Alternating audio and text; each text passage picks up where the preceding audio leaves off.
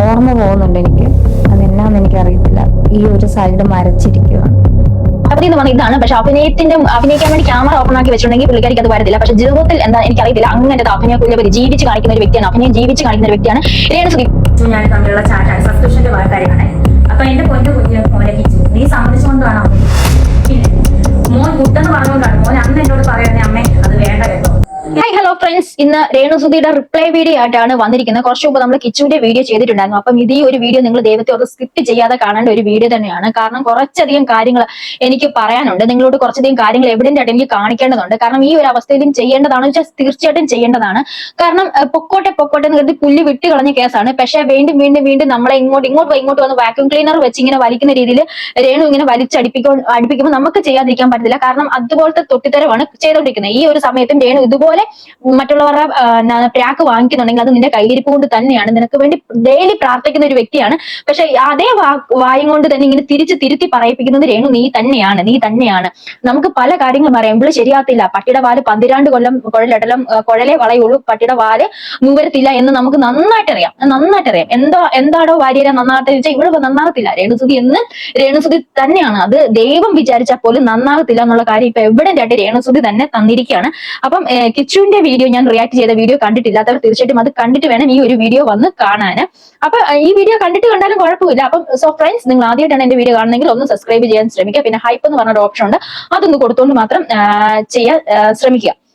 അപ്പം എന്താണ് വിഷയം എന്ന് പറഞ്ഞാല് അറിയാലോ, ഇന്നലെ എന്തുകൊണ്ടാണ് കിച്ചു ഇതുവരെ രേണുവിനെ പോയി കാണാത്തതെന്ന് ചോദിച്ചതിന് അവൻ രേണുവിന്റെ വീട്ടിൽ പോയതിന് ശേഷം അവനൊരു റിപ്ലൈ വീഡിയോ ആയിട്ട് വന്നിട്ടുണ്ടായിരുന്നു. അതിന്റെ പുറകെ പൊട്ടിത്തെറിച്ചുകൊണ്ടാണ് രേണുസുതി ഇന്നലെ ഒരു വീഡിയോ ഇട്ടത്. അപ്പൊ അതിന് മുന്നേ നമ്മൾ ഇന്നലെ രേണുസുതി ഇട്ട വീഡിയോ കാണുന്നതിന് മുന്നേ ആയിട്ട് രേണുസുതി കുറച്ച് ദിവസങ്ങളായിട്ട് നമുക്കിലോട്ട് ഡെലിവർ ചെയ്യുന്ന കുറച്ചധികം വീഡിയോകളുണ്ട്. വളരെ അവശ്യമായി പരിതാപകരമായ അവസ്ഥയിലൂടെ പോകുന്ന ഒരു രേണുണ്ട്. അപ്പൊ ആ രേണുവിന്റെ ആ ഒരു പരിതാപകരമായ രേണുവിനെ ഒന്ന് കണ്ടിട്ട് നമുക്ക് ബാക്കി വീഡിയോയിലോട്ട് പോകാം. ഓർമ്മ പോകുന്നുണ്ട് എനിക്ക്.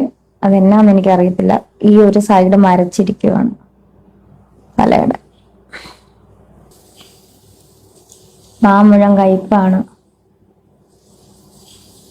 എൻ്റെ മുടിയെല്ലാം ഒരുമാതിരി പശ പോലായി. കടലിലെ തൊലിയെല്ലാം പോയി, തലയിലേം തൊലി പോയി. അതുകൊണ്ടാണ് ഹെയർ കട്ട് ചെയ്ത്. ആഗ്രഹം ഇവിടെ എഴുന്നേറ്റ് കഴിഞ്ഞ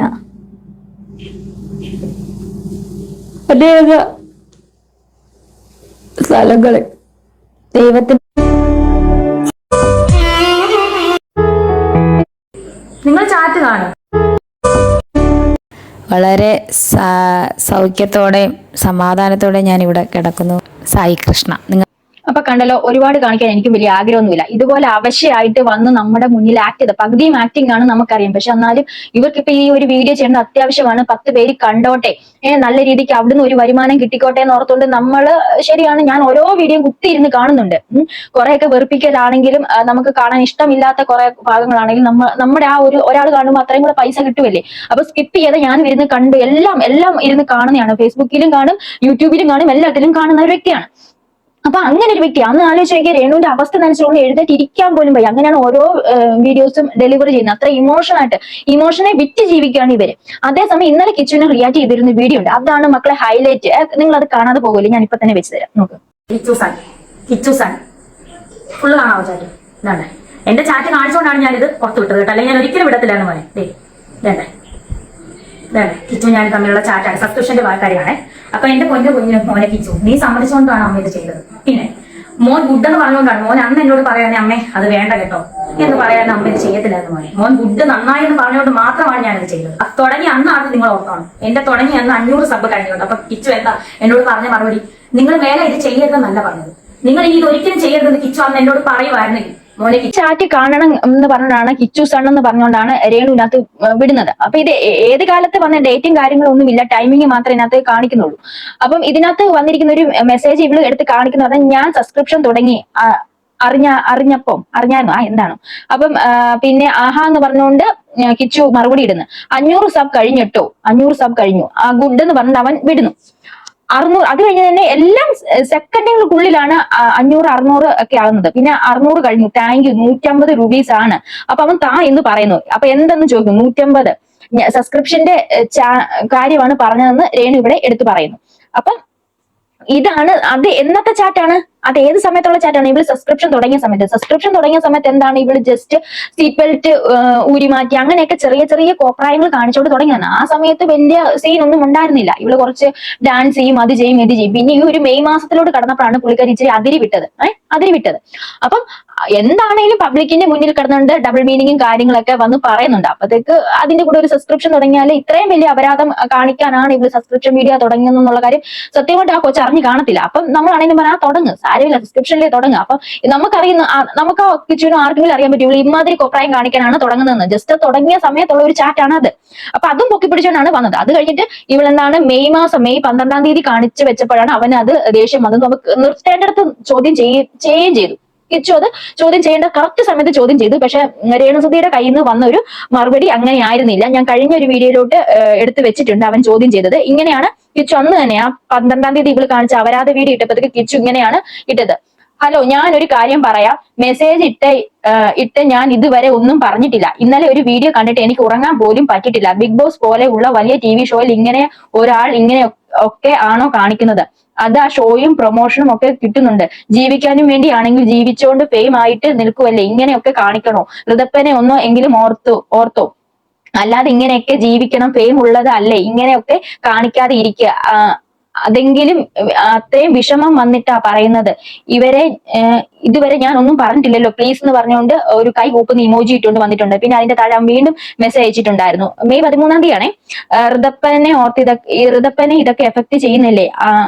അവരും ഈ ഫോണൊക്കെ യൂസ് ചെയ്യുന്നതല്ലേ?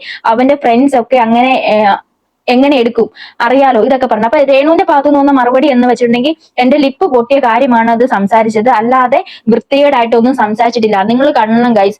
ഞാൻ പറഞ്ഞില്ല എന്റെ 10 മിനിറ്റുള്ള വീഡിയോ ഇരിപ്പുണ്ട്. പക്ഷെ അതിനകത്ത് ഓപ്പോസിറ്റ് നിൽക്കുന്ന ചോദ്യങ്ങൾ വളരെ വൾഗറായിട്ട് മറ്റേ ടൈപ്പ് ക്വസ്റ്റ്യൻസ് ആയിരുന്നു ഓപ്പോസിറ്റ് നിൽക്കുന്നവന്മാര് ചോദിച്ചുകൊണ്ടിരുന്നത്. അപ്പൊ അതിനനുസരിച്ചാണ് ഇവള് തിരിച്ച് കാണിക്കുകയും പോസ്റ്റ് കാണിക്കുകയും ഒക്കെ ചെയ്തുകൊണ്ടിരുന്നത്. അപ്പം എന്നെ പോലെയുള്ള പല ബ്ലോഗേഴ്സിന്റെ ഇടയിലോട്ടും ആ 10 മിനിറ്റുള്ള വീഡിയോ ലീക്ക് ആക്കി കിട്ടിയിട്ടുണ്ട്.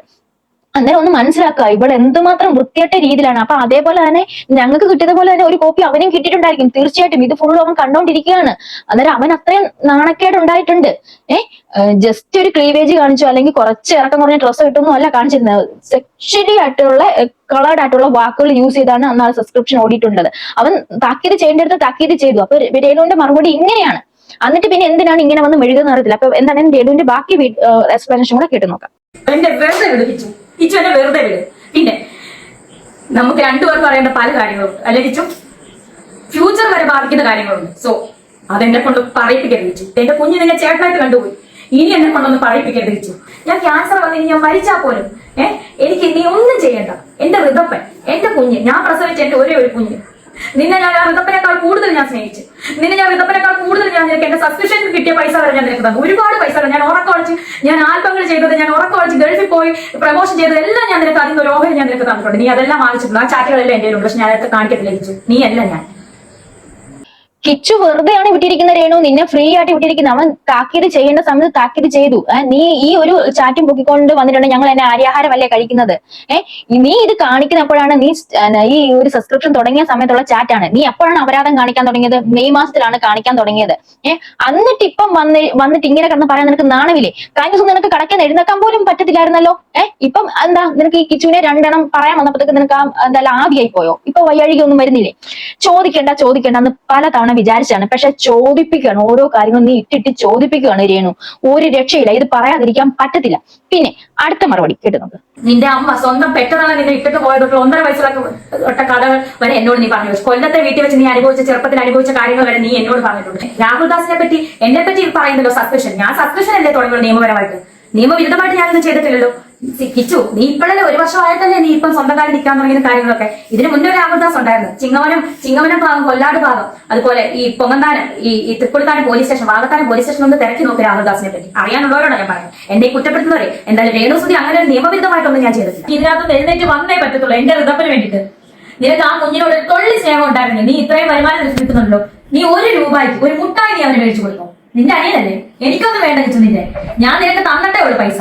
ഞാൻ നിനക്ക് ഇത് ഒന്നാം തരം പൂട്ടാണ് രേണു വിട്ടു കൊടുക്കുന്നത്. അവൻ ഒരു കാര്യം അവൻ ഒന്നും പറയാൻ പാടില്ല, വായ അടപ്പിക്കണം. അവന്റെ വായ അടപ്പിക്കാനുള്ള എല്ലാ രീതിയാണ് ചെയ്യുന്നത്. ഇപ്പൊ രേണുവിന് വയ്യാഴിക ഒന്നുമില്ല, എന്താണ് എനർജി അല്ലെ, എന്താണ് എനർജി. അപ്പം ഇത് അവന് ഇനി കൊല്ലത്തും കൂടെ നിൽക്കാൻ പറ്റരുത്. അപ്പൊ കൊല്ലംകാരെ കുറ്റം പറഞ്ഞ കാര്യങ്ങളും ഇവൻ നേരത്തെ ഒരുമാതിരി പൊടിയടിച്ചിരുന്ന കാര്യങ്ങൾ അത് രേണുവായിട്ട് വന്ന് പറയണ്ട, കിച്ചുവായിട്ട് നമ്മളോട് എല്ലാവരും വന്ന് പറയണം. അതൊക്കെ വീണ്ടും വെച്ച് ബ്ലെയിം ചെയ്യുകയാണ്. ഒരു ഭീഷണിയുടെ ഒരു സ്വരമാണ് ഇവിടെ രേണു വെക്കുന്നത്. നീ ഇനി വാ തുറന്നാൽ ഇതെല്ലാം എനിക്ക് പുറത്തിടേണ്ടി വരും. എന്തുവാണടേ, എന്തോ ഈ ഒരു അവസ്ഥയിലും ഒന്ന് വെറുതെ വിടാം. നീ ഇത്രയും കണ്ട് തിളക്കാൻ മാത്രം അവൻ ഒന്നും പറഞ്ഞിരുന്നില്ല. ഒരു സാധാരണ ഏതൊരു മക്കളും ചിന്തിക്കുന്ന രീതിയിൽ മാത്രമാണ് പറഞ്ഞത്. അതല്ല കിച്ചു ഇപ്പൊ പറയാണ് സബ്സ്ക്രിപ്ഷൻ ആണ് തുടങ്ങണ്ട എന്ന് പറയുകയാണെങ്കിൽ നീ തുടങ്ങാതിരിക്കോ? ഇല്ലല്ലോ, ഇല്ല. കാരണം 13-ാം തീയതി അവൻ ഇട്ട് തന്ന ചാറ്റ് തന്നെ എവിഡന്റ് ആണ്. ഇതൊരു മോശമായ രീതിയിൽ അമ്മ പോകുന്ന കണ്ടപ്പോ അവൻ ഒരു മകൻ എന്ന നിലയിൽ തടഞ്ഞിട്ട് എന്താണ് ഇങ്ങനെ പോവുകയാണ്. അപ്പൊ പിന്നെ അന്ന് സ്റ്റാർട്ടിങ് തുള്ളി നിൽക്കുന്ന നിന്നോട് പോകണ്ട എന്ന് പറഞ്ഞാൽ നീ നിൽക്കുവോ? നീ നിക്കത്തില്ല രേണു, നിക്കത്തില്ല. കിച്ചു എന്നല്ല കൊല്ലം സുധി വന്ന് പറഞ്ഞാൽ പോലും നീ നിക്കത്തില്ല. അതാണ് രേണു സുധി. ഓരോ കുറ്റത്തിന് പോലീസ് സ്റ്റേഷൻ വരെ കയറി ഇറങ്ങി ഞാനായിരുന്നു. എനിക്ക് ഒരു സേവം എനിക്ക് തരണ്ട, എന്നെ വന്ന് കാണണ്ട. ആരുടെ വിഷമത്തിൽ എന്നെ വന്ന് കാണും. ഇന്ന് വരെ കണ്ടുമില്ല, വിളിച്ചില്ല, മിണ്ടിയില്ല. വേണ്ട, ഇനി ഇത് വേണ്ട. എന്നെ വെറുതെ വിട്ടേക്ക്, ഈ ഉള്ളവളെ വെറുതെ വിട്ടേക്ക്. ഞാൻ ചത്താലും എന്റെ ശവം പോലും നിങ്ങൾ ആരും വന്ന് കണ്ട് എന്നെ ഒരു റീത്ത് പോലും ആരും സമർപ്പിക്കണ്ട. എന്നെ വെറുതെ വിട്ടേക്ക്, എന്നെ വെറുതെ വിട്ടേക്ക്. എന്റെ കൊച്ചിന് വേണ്ടിട്ട് എന്നെ വെറുതെ വിട്ടേക്ക്. ഹലോ, നമസ്കാരം. Welcome back to my YouTube channel. രേണുസുധിയാണ്. ഇങ്ങനെ ഒരു വീഡിയോ ഞാൻ എടുക്കണ്ട എന്ന് ഓർത്തിരിക്കുമായിരുന്നു. അതായത് ഞാനിപ്പം വയ്യാണ്ട് കിടക്കുമായിരുന്നു. അപ്പോഴാണ് എന്റെ വീട്ടുകാർ തന്നെ എന്റെ ഒരു വീഡിയോ ശ്രദ്ധയിൽപ്പെടുത്തിയത്. വേറെ അതല്ല, കിച്ചു എന്നല്ല യഥാർത്ഥ പേര്, രാഹുൽ ദാസ്. കിച്ചു എന്ന് അവന്റെ അച്ഛനും വീട്ടുകാരും ഇട്ട പേരാണ്. ഇപ്പോഴത്തെ പുതിയ വിഷയം, ഞാൻ 1 മാസമായി ക്യാൻസർ ബാധിതയായിട്ട്, അതായത് എല്ലാവരും അറിഞ്ഞിട്ട് ക്യാൻസർ ആണ് അറിഞ്ഞിട്ട് ചികിത്സ ഞാൻ കിടപ്പാണ്. നിങ്ങൾക്കറിയാം, ഞാൻ ഈ ICUലൊക്കെ ആയിരുന്നു വന്നാൽ വയ്യാതെ 1 മാസമായിട്ട് എനിക്ക് സബ്സ്ക്രിപ്ഷനോ ഒന്നുമില്ല. നിങ്ങൾക്ക് എല്ലാവർക്കും എന്നെ കുറ്റപ്പെടുത്തിയവർ പോലും അതിശയം ചോദിച്ചുകൊണ്ടിരിക്കുന്ന സമയത്ത്, കാരണം ക്യാൻസർ എന്ന് പറയുന്ന രോഗം അങ്ങനെയാണ്. അപ്പം ആ സമയത്ത് ഈ ഇത്രയും നാളുമായിട്ട് മിണ്ടാതിരുന്ന കിച്ചു എന്ന രാഹുല് ഇപ്പൊ ഒരു വീഡിയോ ആയിട്ട് മുന്നോട്ട് ഇറങ്ങിയപ്പോഴും സബ്സ്ക്രിപ്ഷൻ കൊണ്ടാണ് അമ്മയെ വെറുത്തുന്നോ എന്നൊക്കെ പറഞ്ഞു. ഞാനൊരു കാര്യം പറയട്ടെ, ഞാൻ എന്റെ ജീവിതത്തിൽ എന്ത് തുടങ്ങിയാലും കിച്ചുവിനെ പരിചയപ്പെട്ടതിനെ തുടർന്ന്, എന്ത് സ്വിച്ചനെ മരിച്ചതിനെ തുടർന്ന് എന്ത് തുടങ്ങിയാലും ഞാനത് കിച്ചുവിനെ അറിയിച്ചുകൊണ്ടാണ് ഞാൻ ചെയ്യുന്നത്. തെളിവുണ്ട് എന്റെ ഞാൻ നിങ്ങളെ. അപ്പൊ എനിക്കും ഇതിൽ കൂടുതലൊന്നും പറയില്ല. അഭിനയ കുലപതി എന്ന് പറഞ്ഞ ഇതാണ്. പക്ഷെ അഭിനയിക്കാൻ വേണ്ടി ക്യാമറ ഓപ്പൺ ആക്കി വെച്ചിട്ടുണ്ടെങ്കിൽ പുള്ളിക്കാരിക്ക് അത് വരത്തില്ല. പക്ഷെ ജീവിതത്തിൽ എന്താ എനിക്കറിയത്തില്ല, അങ്ങനത്തെ അഭിനയ കുലപതി ജീവിച്ച് കാണിക്കുന്ന ഒരു വ്യക്തിയാണ്, അഭിനയം ജീവിച്ച് കാണിക്കുന്ന ഒരു വ്യക്തിയാണ് രേണുസുധി. പറഞ്ഞതിൽ എനിക്ക് വിഷമമുണ്ട്. പക്ഷെ അമാതിരി പ്രായങ്ങൾ കാണിക്കുമ്പോൾ പറഞ്ഞല്ലേ പറ്റുള്ളൂ. അസുഖങ്ങൾ എല്ലാവർക്കും വരും, രേണുവിനും വരും, നമുക്കും വരും, എല്ലാവർക്കും വരും. രേണു മാത്രമല്ല, ഈ കാലത്ത് ഈ ഒരു അസുഖം കൊണ്ട് നടക്കുന്നത് ഒരുപാട് ആൾക്കാരുണ്ട്. അപ്പം എന്താന്ന് വെച്ചാൽ രേണുവിനെ നമ്മൾ ഡെയിലി എടുത്ത് വെച്ച് അലക്കുന്നതും അതുപോലെ ഒരു എന്നും നമ്മുടെ ഒരു ഫ്രെയിമിൽ വന്നിരിക്കുന്ന നിലയിൽ നമുക്ക് സങ്കടം ഉണ്ടായിരുന്നു. പക്ഷെ അത് രേണുവായിട്ട് തന്നെ കളയും. ഞാൻ കഴിഞ്ഞ വീഡിയോയിലോട്ടൊക്കെ പറഞ്ഞിട്ടുണ്ടായിരുന്നു, രേണു നീയായിട്ട് വെറുപ്പിക്കരുത്, ഈ അവസ്ഥയിലും വെറുപ്പ് വാങ്ങിച്ചു കൂട്ടരുത്, അടങ്ങി ഒതുങ്ങി എവിടെയെങ്കിലും ഇരിക്കണം എന്ന് ഞാൻ പറയുന്നുണ്ടായിരുന്നു. പക്ഷെ രേണു കേൾക്കുന്നില്ല. രേണു ഊക്ക് വാങ്ങിച്ചു കൂട്ടിയേ പറ്റുള്ളൂ. പക്ഷെ അതിന് ഞാനും ഹെൽപ്ലെസ് ആണ്. എനിക്കും ഇതൊന്ന് പറഞ്ഞേ പറ്റുള്ളൂ. കാരണം കാണിക്കുന്ന അത്രയധികം അപരാധതരമാണല്ലോ. ഈ കാണിക്കുന്നത് വളരെ മോശമാണ്. അപ്പം പകുതി അഭിനയമാണ്, പകുതി കൂടുതലും അഭിനയമാണ്. നമ്മുടെ വീട്ടിലും റേഡിയേഷൻ എടുക്കുന്നവരും കീമോ എടുക്കുന്നവരൊക്കെ ഉണ്ട്. വയ്യാഴിക ഇല്ലെന്നല്ല, വയ്യാഴിക ഉണ്ട്, രുചി പോകും, നമുക്ക് ആകെ ഡിസ്റ്റർബൻസ് ആണ്, നല്ല ചൂടും കാര്യങ്ങളൊക്കെ ഉണ്ട്. പക്ഷെ പൈസയുടെ കാര്യം അടക്കം, എന്താ മെഡിക്കൽ കോളേജിലാണ് രേണു ചികിത്സ എടുക്കുന്നത്. അപ്പൊ പലതവണയും പൈസയാവും എന്ന് പറഞ്ഞു വരുന്നുണ്ട്. ഞങ്ങളുടെ റിലേറ്റീവ്സിൽ കുറെ അധികം ആൾക്കാർ അമൃതയിൽ ചികിത്സ എടുക്കുന്നവരുണ്ട്. അപ്പം എന്തുമാത്രം പൈസയാവും നമുക്ക് പറയാം. അപ്പൊ മെഡിക്കൽ കോളേജിലെ പൈസയും നമുക്കറിയാം. അപ്പം അതൊന്നും നമ്മുടെ അടുത്ത് വലിച്ചു കയറാവുന്ന നിൽക്കുന്നില്ല. ഇതൊക്കെയാണ് വിഷയങ്ങൾ. ഇതൊക്കെ കണ്ട് നിങ്ങൾക്ക് എന്താ തോന്നിയാൽ തീർച്ചയായിട്ടും കമന്റ് ചെയ്യും. പിന്നെ മോശമായിട്ട് ഒരു കമന്റും അവളെ കുറിച്ച് പറയണ്ട കേട്ടോ. എന്താണെങ്കിലും ഇങ്ങനെ ഒരു രോഗാവസ്ഥ ഇരിക്കുമല്ലേ, ചെറിയ കാര്യങ്ങളൊന്നും പറയണ്ട, മാന്യമായിട്ടുള്ള വിമർശനം അത് മതി, അത്ര മതി. അപ്പൊ ശരി, നമുക്കിനെ കാണാം.